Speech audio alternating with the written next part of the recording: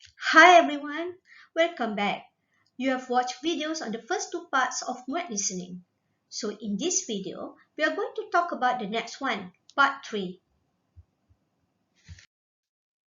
In part 3, you will be listening to short monologues given by three different speakers. Each monologue will be about 100 to 150 words in length. The audio recording will take about 6 minutes in total. You are required to answer 3 matching questions from question 15 to 17 and 5 options will be given. The words or vocabularies used in the recording will be B2 level.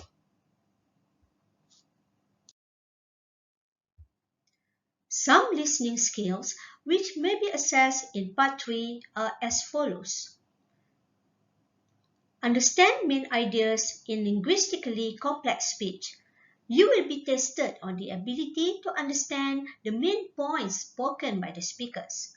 The content and language used are from different levels of complexity. Secondly, understand familiar and unfamiliar topics. Generally in MUET exam, you will come across a variety of topics from simple and familiar topics such as campus life, family, hobbies, to a harder and perhaps unfamiliar to you, for instance, work life, the economy, or health research.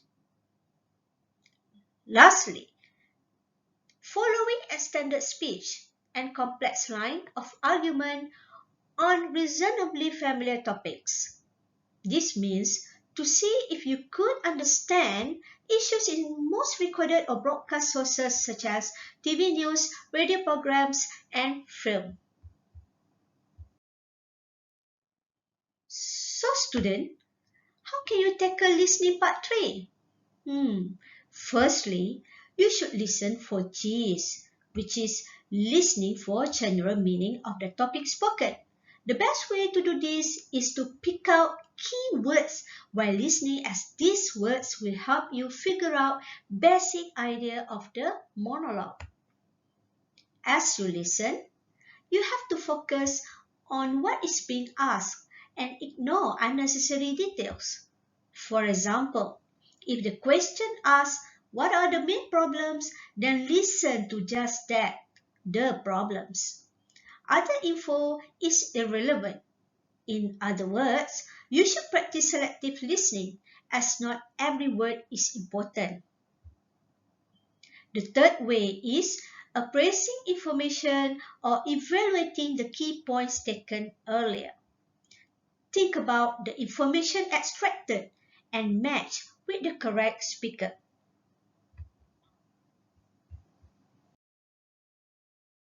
Let's take a look at sample questions for part 3. What do you need to do first? It is crucial that you read the rubric stated because they give you information on the setting and context. So for this question, you have to listen to 3 people, Rajan, Susana, and Chong, who will be talking about the safety measures at different parts of the house. Next, read the question carefully as it helps you to predict what you will listen to. So which part of the house is the speaker talking about? Okay, since you need to match only 3 answers, the other 2 options need to be eliminated. Finally, you should choose letters to match with the speakers. Remember to choose 1 letter per speaker.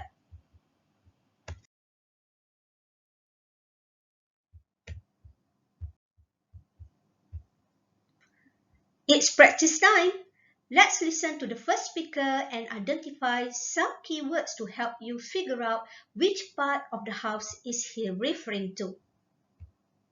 Speaker 1, Rajan. A lot of accidents happen at home. There is always fire and hot pots and pans in our cooking area.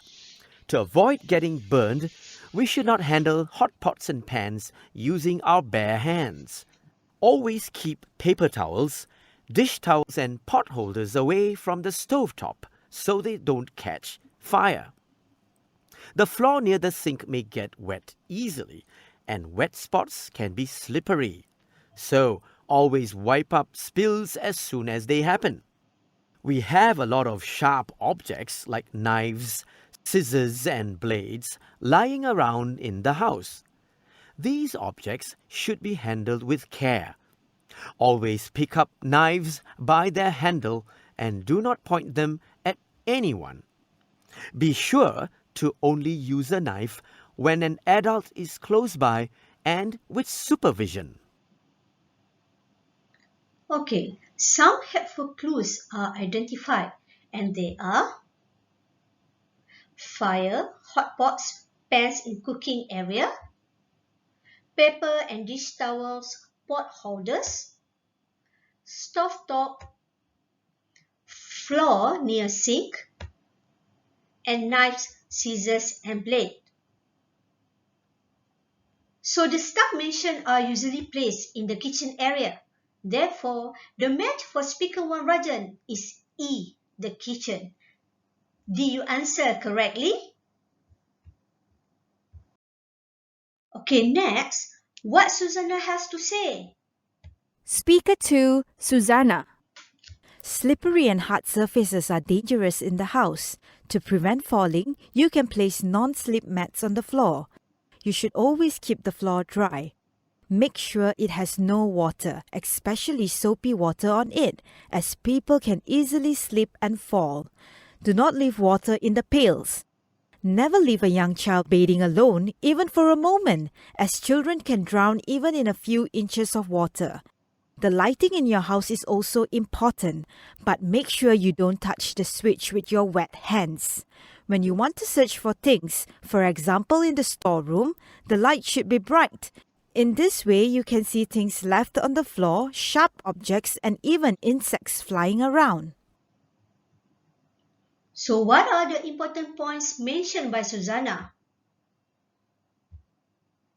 Okay, slippery and hard surfaces, non-slip mats on the floor, soapy water, slip and fall, child bathing.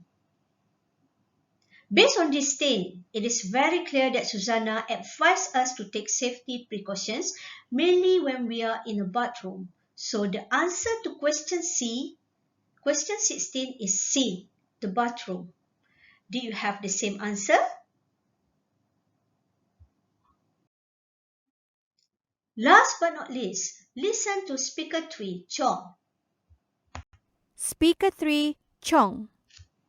Family members spend time watching television together. If you own a flat screen television, it can easily fall onto the child or pet if you accidentally knock it. Therefore, the flat screen television has to be firmly fixed to the wall. Sometimes the sockets on the walls are overloaded with too many electrical cables. This overload could start a fire. We should limit one electrical item to one socket. Children walk, skip, and run around the house. They may accidentally step on the many cables on the floor and fall. To prevent this, the cables should be wrapped up with electrical tapes. We should do the same for electrical items like your computer, printer, and Wi-Fi modem in the study room. With all the possibility of accidents, we should observe safety measures at all times. Chong described the area in which family members watch TV together, flat screen TV installed to the wall, and overloaded electrical cables. Well, the description matches situation in a living room, don't you think so? Okay, let's revise some important details for part 3. You will listen to 3 short monologues spoken by 3 different speakers. Pay more attention to what is being asked and just ignore unimportant details. You need to write down relevant keywords related to the question. If you come across unfamiliar topics, try to visualize possible situations described by the speaker. Finally, please remember to match only one letter for each speaker. Okay, here are some reminders what you should do and should not do during listening exam. Okay, read ahead to be prepared. Read and listen to the instructions. Jot down important points. Concentrate fully while listening. Check your answers. But don't lose your focus while listening. Spend too much time on one question. Panic if you miss a question. Attempt it again during the second time. And don't leave any question blank.